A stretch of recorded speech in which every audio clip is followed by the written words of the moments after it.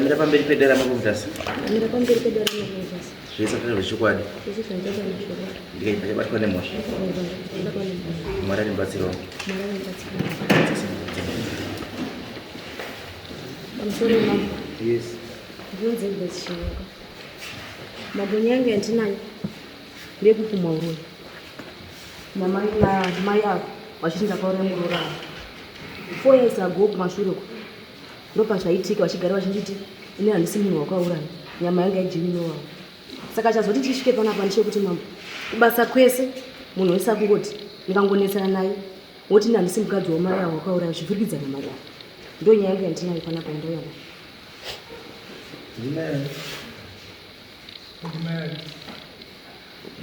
Vakutaura maita tende hanzi ndakaura murora wamukadzi weyazvanzi yaudi 4 years ago mambo ndanga ndiri kubasa vaigara vachitodaro kuti ine handisi munhu wandakauraya uya wakauraya ndiye. Ndichichema mambo ndichichema ndichakumba ndichitaura mai vangu vari apa mama vangu achiti ndozvinoita pabasa mwanangu ndozvinoita pabasa zvichapera. Saka mambo nekugara vanhu vese vazhinji vacho pabasa ndozvavanoti tacho ndikangonesana navo vanoti handisi mukadzi wakauraya vaiva ifurikidzana mai avo tetawo.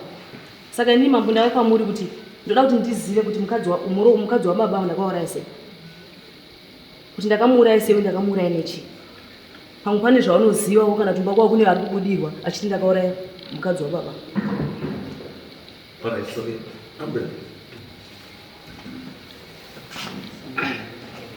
Pamusoro chakamira ini ndinonzi Princess Chikaniro. Ndingati nyaya yakutsanangura ndaitokumbira kuti atsanangure kuti pa4 years ago dzacho takadetsana sei kusvika ndizomutaurire nyaya yeshoko reuroyi rekuti wakauraya muroro wangu. Because ini ndinonzi Princess Chikaniro, murume waari kutaura anonzi Joseph Musimwa. Hatina ukama, tinosangana pabasa. Muzimfurora Christmas basi. Ai, Bronzebell pani. Bronzebell hapo. Right. Sasa hivi muruti amna kutaura. Ajini. Mama.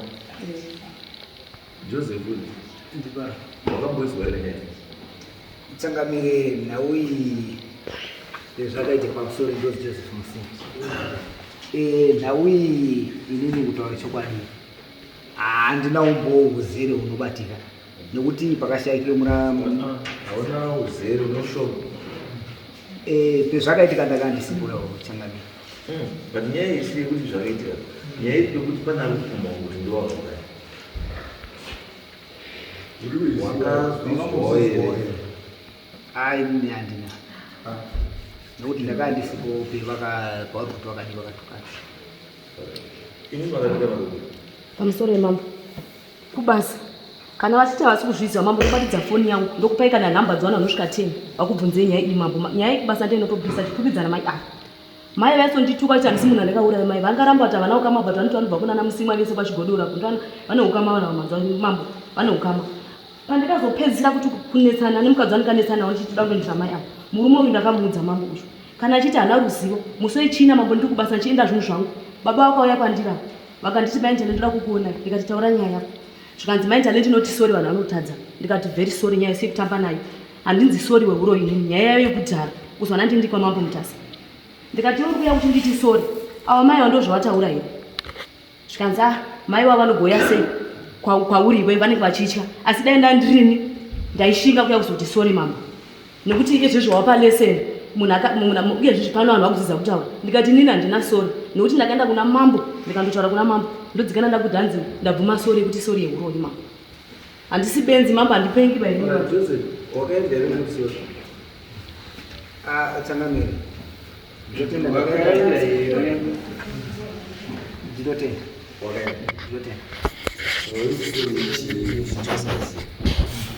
inini ndangoti madinge mangotaurirana kana zvinhu zvakadii zvakaitika chisipo pakutukana kwevakadii kwevakaita nokuti kutukana kwevakaita ndakanga ndisiripo kana kuti regai nditsanangure kubva mumashure vari kuti vakazokumhana kuti uri kuti wakauraya mukadzi wahanzvadzi yangu inini mudzimai wangu Changamire akanga aine chirwere chake, urwere mukati meropa rake, mukati menyama yake. Anga aine bundu rinonzi brain tumor.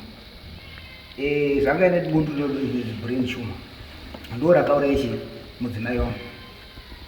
Kushayika kwakaita ndakabva ndaitoendeyo kumba ndibva ndatombosiye basa kwegore rese. Saka pendakadzoka muna 2023, 2024, 2025 uno ndo pabude nyaya iyi tosobuda ndisitokuzoitaona wadi wakatukana. Okay. Sasa hiyo unaweza kuenda kwa msori au ndo msori basi na choro.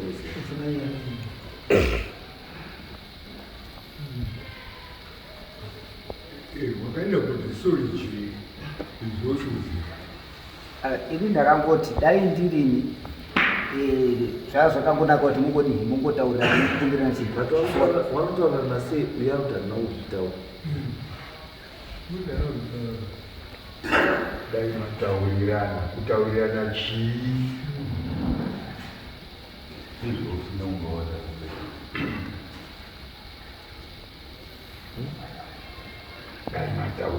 Kutaurirana chii. Salambu yateredza vanhu vakati makazvitaura mukuramba mudayatoita inini sorry inini handina kumbobvira ndakatorana nemukadzi face to face kana zvaari kuti anobatidze foni. Kubasa kwedu kune vekasikomiti yekuti ndikatuka munhu gauga wedi kana wedi rinorwadza akarwadziwa anoende kuvekasikomiti omangara toenzaniswa nevekasikomiti. Nditori nemvumo yekuti kana iri mhosva yekuti rinogona kubatirwa mari ndinotobatirwa, kana iri mhosva yekuti watotowa vachaigoni ndopavanozoti endai kupolisi muwirirane kana kuita sei. Saka ini zviri kundinetsa ngezvekuti kubva 2021 wacho kusvika nhasi handina kumbotukana naye mukadzi uri apa. Kumisidzana zviya zvokuti tototi iwewo wandishaishira kana kuti watukana neni zvadai handina. Mambo mai ava wanzwa ndanga ndichiripfeka mambo chorekanza jutire kuti ndiri nepapashina innocent vakandinongedza kuti handisi munhu iwawo wakauraya mambo Mutasi, munhu wakauraya ndiye manzwa wangu aripo. Ndinokupai namba dzemunhu anga aripo ndomufondera izvi kana zvichiita mambo kana vachiramba munogona kutuma mupurisa wenyu mambo manzwa ndokudhirekita kwandinogara danda ndoferefeta nyaya yemambo muzoti ndichorwa nanhangano vanhu vakabvumi mambo noti inyaya bhozi nyaya kwaikatangira mukadzi womurume uyu mukadzi womurume uyu ndakaona akandigarira murodhi mambo ndisingazivi kuti ane chirwere chake akarwa nenini manzwa mambo ndichiri kuna moyana baba vakazingirwa namoyana mandicheka zviri musoro mukadzi wavo hanzi zvoni udana nemurume wangu moyana akati mukadzi wangu ndomurusani bega musoro wangu sei mati anodana ndopakatangira nyaya mambo manzwa hapana kupera nguva mukadzi wababa wakabva ashaika mambo ndopakatanga nyaya ava nditeti vacho vangu varamba kuti havasiteti vacho ndinokupai nhamba dzavanhu vamunoda mambo Mutasa kuti munovafondera kuti nyaya iyi idiwa nei nyaya dzazoiona parudo apa rudo ndopanenyaite parudo apa wakaendako parudo parusingagamuchiriki. Anyway, isusu zvatoita nyaya inoda kuti tione kuti wakazvinzwa ndowana nawangu vari kuongiwa naye then wauya tozwa taizwa tobatsirana togarisana sei because muri vanhu vanoshanda mezera munoisirana mushonga wegudomu kuti havabvumi ava mai vachiti nyama yangu inini inova vachinitaura live ndo main actor wenyaya iyi ndosaka mati ndauya navo yangu nyama iji munhu wakauraya ndiye nyama yangu inova mambo hapana kubasa kwedu kufona chako chako mambo nyaya iyi ka haisi nyuwani kana baba vanoti hanzi nyaya inyuwani ka haisi nyuwani baba vavo vanoti nyaya haisi nyuwani imi tudashi imi muyaendeshi uende vanhu vavazwa nyaya iyi tiwadaipedza kuonika kupai nhamba dzavo tikafona haiti siyeta kudzoka rini mambo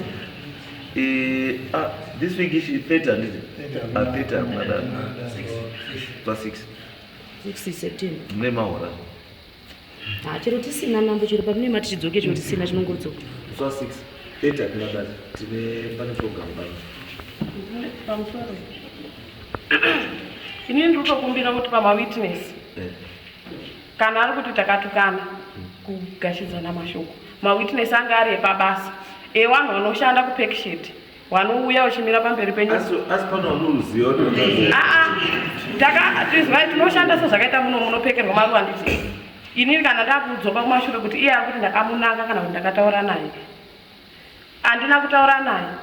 Mukuru wedu unotitungamirira anonzi Innocent wataura zita haasi sitori pabasa akasiya. Ndobva auya bvati maiguru ainditi maiguru unotanga akaroremera shumba. Maiguru imimi manzi manga muchindinyera. Ndikati ndanzi nani. Zvikanzi inyaya yemagumba ndisinei basa nayo. Kwakatoma 21 past 4 tobreka na half 4. Ndobva aenda. Mangwani makusani ndadzoka ndabvunza vanhu vese taipfeka nawo ndikati zviri kunzi ndakanyeya Innocent nemwana wake uyu wainzi mwana naInnocent yeye kuti hanzi ipo pakataurwa shoko rekuti hanzi mimi maiguru manyeya kuti mwana wehure ihure. Ndikati ndandichitaura zvikanzi mamutaura inini baba wacho Innocent naTalent. Handiti ndobva ndati saka nyaya yenyu ine umbowo here zvikanzi hapana. Ndobva tagara makuseni pendakamuka iwe inozotaurira musema mawitness avo mozotaura mambo ndoda kubvunza chinhu wani musi wa6 pachatanga nyaya ndoda kushedzawo mweya nanenge ari panapa musoro wenyaya payakatangira nyaya chacho andinomuda zvikuzi ndiye honzeri ndiye anonyenga pese pese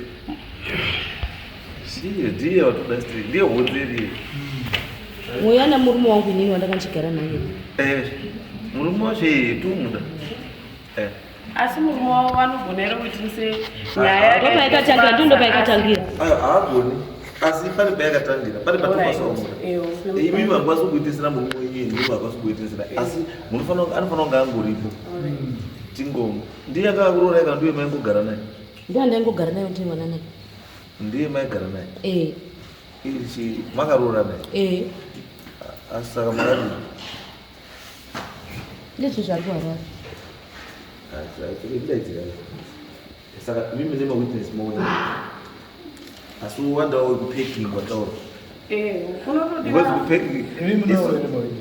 inini witness yangu ka watori vanhu vese ndinoshanda navo mupekisheti sezvandiri kutaura kuti handizozivi kuti pabasa panoavisa sei imimi vanhu vemupekisheksheni wakaita witness yei pasina nyaya wanoita mawitness yei pasina nyaya